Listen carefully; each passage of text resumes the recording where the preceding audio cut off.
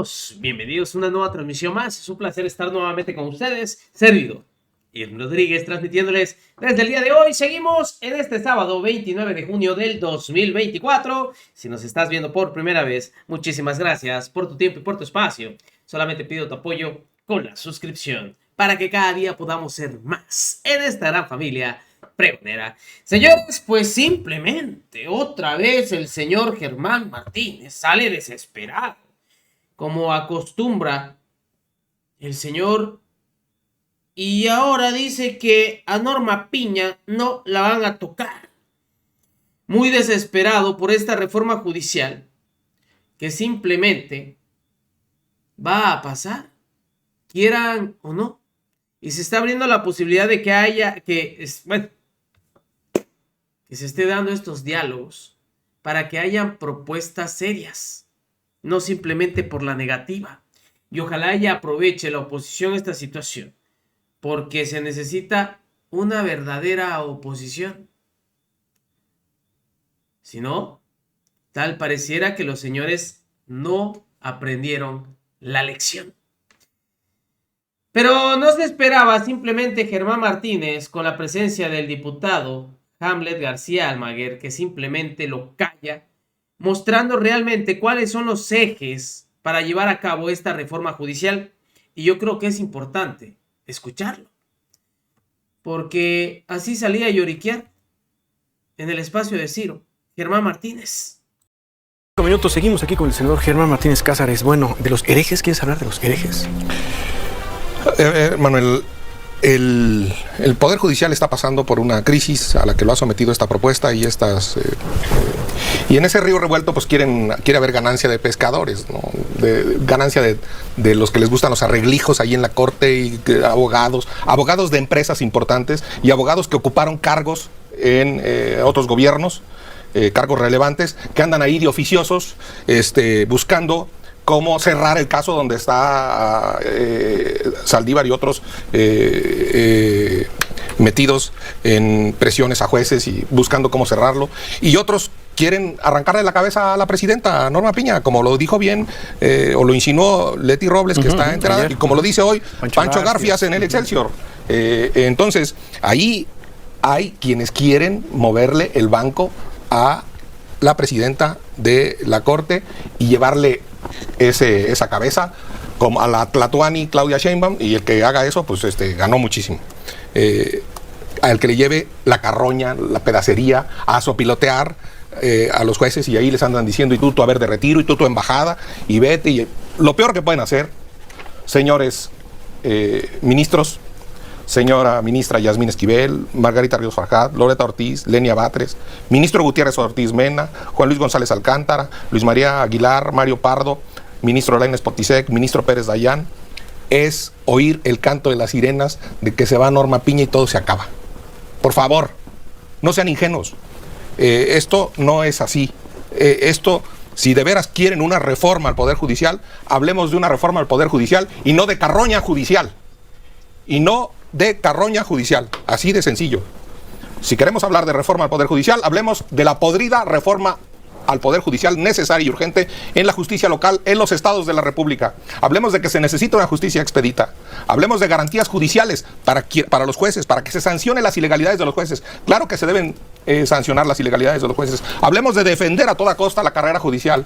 Hablemos en contra de los miércoles de plaza. Los jueces y los trabajadores saben a qué me refiero. De los halcones amenazantes que dijo el presidente que no iba a haber y que ahora andan de oficiosos buscando la cabeza de la presidenta Norma Piña. Hablemos de los conciliábulos en el piso 14. Hablemos de eso. Hablemos de proteger a los jueces contra el crimen, contra el narco, contra el terrorismo. Hablemos de jueces sin rostro en este país. Que no se sepa quiénes juzgan a los grandes capos de las mafias mexicanas. Hablemos, claro, ya de dividir. Ahora sí ya lo están admitiendo, y qué bueno. Al Consejo de la Judicatura de la Suprema Corte de Justicia de la Nación. Hablemos de tiempos límite de las sentencias. Hablemos de un presupuesto, porcentaje del presupuesto nacional para el Poder Judicial, como lo tiene Jalisco en su presupuesto. Hablemos de que los partidos políticos no deben usar dinero en efectivo. Hablemos de que los tribunales electorales de los estados, de los 32 estados, sirven para un carajo, no sirven para nada, no resuelven nada, no pacifican nada. Hablemos sí de austeridad, de nepotismo. Sí hay nepotismo y sí hay falta de austeridad en el Poder Judicial de la Federación. Sí, tienen razón los de la 4T. Y hablemos de una modalidad en que sean electos. Sí, eso quieren. Hablemos de alguna modalidad. Estamos dispuestos a hacer eso, pero no a hacer carroña de quienes han construido una vida a lo largo del Poder Judicial, desde oficiales de registro, actuarios, secretarios, que con el sudor de su frente, lo digo metafóricamente, pero casi también, que estudiando, han pasado exámenes y están allí, y hay jueces buenos y probos. Porque Yasmín Esquivel se benefició de una suspensión de un juez. Por ejemplo, ahí sigue. Y porque Monreal se benefició de una suspensión de un juez en contra de las calumnias de Laida Sansores. Sí, correcto. Ni más ni menos. Hablemos de eso. Hay jueces probos, hay magistrados probos, hay magistrados decentes a los que debemos cubrir y a los que debemos dar garantías y a los que debemos proteger. Un tribunal de disciplina es como un bar, con B, chica, un bar de el fútbol. El de la revisión de para que revise todo, y si va a revisar todo, pues ese va a ser el árbitro que va, y electo por el pueblo, pues va a estar revisando las sentencias que resuelvan los ministros, jueces, magistrados. Ese va a ser, insisto, un tribunal del santo oficio, no de la Inquisición, sino judicial, como en México. Va a armar más sospecha, va a armar más delaciones, va a armar más rencillas. Cuando llegó aquí, en 1571, en tiempos de Felipe II, el rey aquel de España, el hijo de Carlos V, cuando llegó el primer inquisidor general a México, lo primero que hizo fue pelearse con el virrey. El virrey, si no recuerdo mal, en Enríquez de Almanza, y el primer inquisidor general era don Pedro Moya. Y él, lo primero que llegó fue pelearse. Pues este tribunal disciplinario se va a pelear con la justicia ordinaria, hombre. Eso todo el mundo lo sabemos. Fortalezcamos al Consejo de la Judicatura y que ahí se ancle la carrera judicial, que ahí se hagan los exámenes, que ahí se vean los méritos, que ahí prosperen en una escuela verdaderamente protegida, autónoma, para fortalecer al Poder Judicial. Y ya hablemos de elegir algunos de los miembros por el pueblo, como lo prometieron y como yo se las compro a los de Morena, que pues eso quiere. La experiencia internacional no ha funcionado. No solo cito Bolivia, ya cité Estados Unidos. Por cierto, Bolivia, con toda rotundidad, yo rechazo, repudio y condeno el golpe de Estado al presidente de Bolivia. Nada por las armas, nada de que un general llegue aquí y tome el poder y agarra unos tanques y tome el poder. Mi solidaridad con el gobierno de Bolivia y con el gobierno de México hizo bien en condenar golpes militares. Ya nada más falta que ahora festejemos golpes militares. Pero tampoco quiero un golpe judicial contra Norma Piña en el Poder Judicial de la Federación por abogados oficiosos, abogados interesados, abogados que andan ahí atrás de los asuntos para quedar bien con Claudia Sheinbaum. Bueno, vamos a ir a pausa, senador. Yo lo único, y entiendo perfectamente. Si escucharon, anda muy preocupado por qué va a suceder con Norma Piña, si quiere abrir el diálogo con los de Morena, le compra algunas de sus ideas, según él. Pero yo creo que hay que esclarecer qué es prácticamente esta reforma judicial, cuáles son los ejes. Y aquí lo explica Hamlet Almaguer. ¿De qué va la reforma? Yo diría que tiene tres ejes fundamentales. La primera es cómo se va a conformar la Suprema Corte de Justicia de la Nación, el número de integrantes. Hoy son 11, se propone que baje a 9. La Suprema Corte de Estados Unidos tiene 9, la de Canadá tiene 9, la de México se está proponiendo en 9. Y que esa conformación sea paritaria, porque no existe en el Poder Judicial la paridad. El segundo pilar es cómo se conforma la Suprema Corte de Justicia de la Nación, cómo se elige a quien o designa a quien forme parte de ella. Y ahí lo que se propone es un método de elección directa, popular, que cuente con un filtro previo a cargo de los tres poderes, de tal manera que el presidente de la República propondría 10 candidaturas, la Cámara de Diputados 5, el Senado 5 y la propia Suprema Corte otros 10. Tendríamos 30. Y de esos 30, una vez filtrados, pues ya ir a la elección. Los partidos políticos no podrían hacer campaña. ¿Cómo darían a conocer sus propuestas?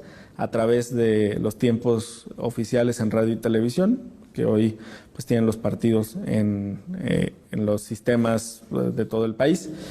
Y además pues se contaría con la organización del Instituto Nacional Electoral. Primero va la reforma judicial y luego ya va a ir a la reforma en materia electoral. Entonces el actual INE podría desarrollar esa reforma. El tercer eje tiene que ver con la disciplina al interior del Poder Judicial. En este momento, quien supuestamente imparte disciplina es el Consejo de la Judicatura Federal.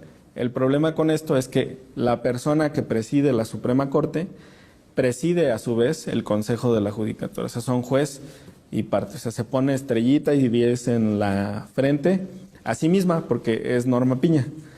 Y claro que cualquier persona que se ponga calificación, pues se va a aprobar y además se va a poner sobresaliente, y si es ególatra, pues se va a poner 10.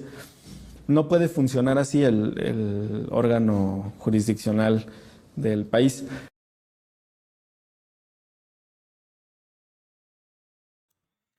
Corto, pero preciso. El diputado Hamlet García Almaguer. Dicen, entérate de qué va la reforma judicial, no te dejes engañar. Aquí explicado por Hamlet, quien obviamente es una pieza también muy importante de Morena y lo estuvo ahorita en la Cámara de Diputados. Así es como simplemente se tiene que hablar. El plan se va. Así, con esa mirada estuvo el día de ayer Julieta Ramírez, en presencia de Norma Piña. El plan se va, señores. Va porque va. Las posturas, y fíjense de esto, que a mí me pareció muy bueno, y lo dividió en 3 bloques. Las posturas de hoy revelan que la Suprema Corte está dividida en 3 bloques. Negacionistas de la realidad, que no aceptan la voluntad popular, no entienden lo que pasó el 2 de junio, ni están dispuestos a hacerlo. Hablan de una posible reforma. Su lema es no por sistema. 2. Bloque en meditación. Les cayó el 20. Comprenden que forman parte de un poder constituido. Se ubican por debajo del constituyente. Saben que la reforma es inminente y proponen gradualidad en la implementación de la reforma. Dicen sí, pero con cuidado. Y 3. Los demócratas. Avalan plenamente la elección de personas juzgadoras. Defienden la sabiduría del pueblo y comprenden que el proyecto de transformación fue respaldado masivamente. Ahí nomás. Nos vemos, señores. Que sigan pasando un excelente día. Servidor Irving Rodríguez, transmitiéndoles desde su canal. Recuerden, la información está ahí y depende de todos nosotros el pregonarla. Nos vemos en una siguiente emisión.